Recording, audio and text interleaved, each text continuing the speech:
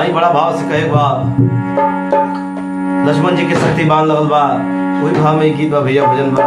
अच्छा लगी तो लाइक शेयर कमेंट और चैनल के सब्सक्राइब जरूर कर दिया। शक्तिमान लगल लक्ष्मण के हर रोवेले रघुराई, शक्तिमान लगल लक्ष्मण के रोवेले रघुराई। अखिया खोला बबुआ, अखिया खोला बबुआ, तबो लब की छोटका भाई। अखिया खोला बबुआ, तबो लब की छोटका भाई। अखिया खोला बबुआ, काज के हम कहबो अवध में पूछिए तीनों माई। काज के हम कहबो अवध में पूछिए तीनों माई।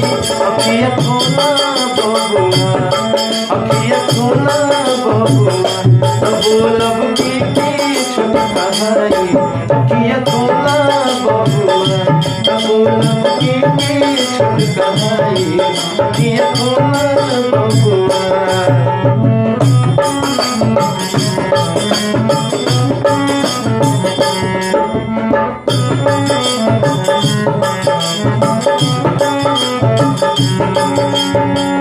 और कई बार राजभवन के त्याग तू हमरा साथ वन में अइला।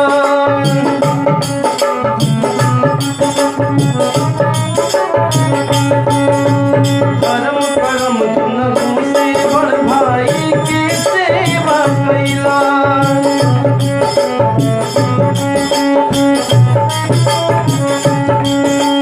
राजभवन के त्याग तू हमरा साथ वन में अइला।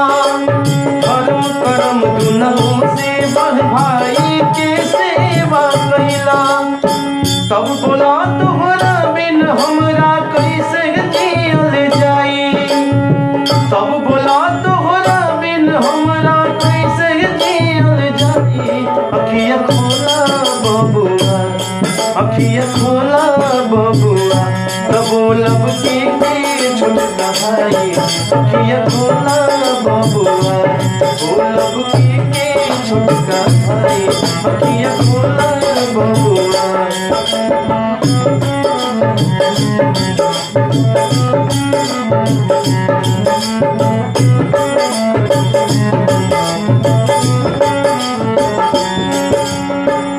का कहत रे, सूर्यवंश के सूरज डूबी रघुकुल लागी दागी।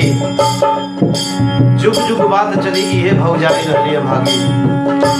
हाँ सूर्यवंश के सूरज डूबी रघुकुल लागी दागी।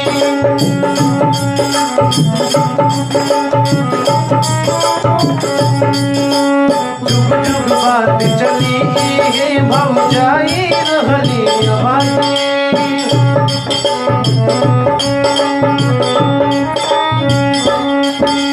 सूर्यवंश के सूरज डूबी रघुकुल लागी दागी।